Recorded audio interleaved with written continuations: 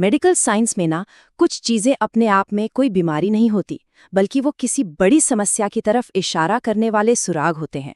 तो आज हम ऐसे ही एक सुराग से शुरू करके एक पक्के डायग्नोसिस तक के सफर को समझेंगे। तो चलिए इसी सवाल से शुरू करते हैं। जब किसी को पता चलता है कि उसका लिवर बड़ा हुआ है, तो जाहिर है ये सुनने में थोड़ा डरावना लग सकता है। पर आखिर इसका मतलब क्या है? क्या ये कोई बीमारी है या सिर्फ एक लक्षण? आइए इसको समझते हैं। तो सबसे पहले आइए ये समझें कि जब कोई डॉक्टर कहता है लिवर बढ़ा हुआ है, तो इसका टेक्निकल मतलब आखिर होता क्या है। मेडिकल भाषा में बढ़े हुए लिवर को कहते हैं हेपेटोमेगाली। और यहाँ सबसे ज़रूरी बात यह है कि ये अपने आप में कोई बीमारी नहीं है। ये सिर्फ एक साइन है, एक इशारा है जो बताता है कि शरीर में कहीं कुछ ठीक नहीं चल रहा है। इसको समझने का सबसे आसान तरीका है, सोचिए गाड़ी की चेक इंजन लाइट के बारे में। जब वो लाइट जलती है ना, तो इसका मतलब ये तो नहीं कि लाइट खराब है, बल्कि इसका मतलब है कि इंजन में कुछ गड़बड़ है जिसे चेक करना पड़ेगा। बिल्कुल वैसे ही हेपेटोमेगाली हमारे शरीर के लिए काम करती है। तो जैसे चेक इंजन लाइट के जलने के पीछे कई रीजंस हो सकते हैं, वैसे ही लिवर के बढ़ने के पीछे भी ढेरों अलग अलग वजह हो सकती हैं। चलिए इनमें से कुछ मेन कॉजेस पर एक नज़र डालते हैं। सबसे पहले आते हैं इन्फेक्शंस। मोनोन्यूक्लियोसिस और हेपेटाइटिस जैसे वायरल इन्फेक्शन से लेकर मलेरिया जैसे पैरासाइटिक इन्फेक्शंस तक, इन सब में कई बार लिवर में सूजन आ जाती है, जिससे उसका साइज बढ़ जाता है। फिर आते हैं ट्यूमर से जुड़े कारण।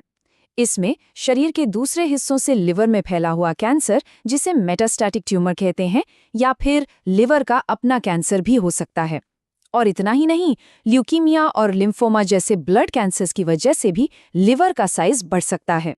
और हाँ, मेटाबॉलिक कारण भी होते हैं। इसमें non alcoholic fatty liver disease जैसी कॉमन प्रॉब्लम से लेकर, जिसमें लिवर में एक्स्ट्रा फैट जमा हो जाता है, विल्सन डिजीज जैसी रेयर जेनेटिक बीमारियां भी हो सकती हैं। तो साफ है, लिवर का बढ़ना छोटी से लेकर बड़ी हर तरह की समस्या का संकेत हो सकता है। तो अब जब हमने ये देख लिया है कि लिवर बढ़ने के कितने सारे अलग अलग कारण हो सकते हैं, चलिए इसको एक रियल लाइफ एग्जाम्पल से समझते हैं। हम इसके सबसे कॉमन इन्फेक्शियस कॉजेज में से एक पर फोकस करेंगे, जिसे किसिंग डिजीज भी कहते हैं। जी हाँ, इसका नाम है इन्फेक्शियस मोनोन्यूक्लियोसिस, जिसे लोग आम तौर पर मोनो या थोड़ा मजाकिया अंदाज में किसिंग डिजीज कहते हैं। और ये नाम इसलिए पड़ा क्योंकि ये वायरस सलाइवा यानी लार के जरिए बहुत आसानी से फैलता है। तो ये मोनो असल में एक वायरस से होता है, जिसका नाम है एप्स्टीन बार वायरस या EBV। और ये 15 से 24 साल के नौजवानों में सबसे ज्यादा कॉमन है, हालांकि ये किसी भी उम्र में हो सकता है। तो आखिर ये किसिंग डिजीज शरीर पर असर करती कैसे है? वो क्या खास लक्षण हैं जिससे इसकी पहचान होती है? आइए देखते हैं। मोनो की पहचान आमतौर पर 3 बड़े लक्षणों से होती है। एक क्लासिक ट्रायो कह सकते हैं। पहला, तेज बुखार। दूसरा, गले में जबरदस्त खराश और टॉन्सिल्स में सूजन। और तीसरा, लिम्फ नोड्स का सूजना, जिसे गर्दन में महसूस किया जा सकता है। देखिए, यहाँ साफ दिख रहा है कि टॉन्सिल्स कितने ज्यादा सूज गए हैं और उन पर एक सफेद या पीली सी परत भी जमी हुई है। ये मोनो में होने वाले गले के इन्फेक्शन का एक बिल्कुल टेक्स्ट बुक साइन है। और ये तस्वीर लिम्फेडेनोपैथी को बहुत अच्छे से दिखा रही है। गर्दन के पिछले हिस्से में ये जो लिम्फ नोड्स सूज जाते हैं ना, ये मोनो का एक और क्लासिक लक्षण है। पर कहानी यहाँ खत्म नहीं होती। इन 3 बड़े लक्षणों के अलावा भी मोनो शरीर के दूसरे पार्ट्स को अफेक्ट कर सकता है। करीब 50% केसेस में, मतलब आधे लोगों में, स्प्लीन यानी तिल्ली का साइज भी बढ़ जाता है। इसे स्प्लेनोमेगेली कहते हैं। और यहाँ हम अपनी कहानी के शुरुआती पॉइंट पर वापस आते हैं। मोनो के लगभग 10% केसेस में हेपेटोमेगैली यानी लिवर का साइज भी बढ़ जाता है।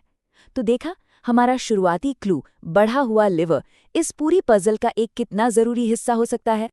तो जब किसी में ये सारे लक्षण दिखते हैं, तो डॉक्टर्स कैसे कंफर्म करते हैं कि ये मोनो ही है, और इसका इलाज क्या है? देखिए, डायग्नोसिस का प्रोसेस कुछ स्टेप्स में होता है।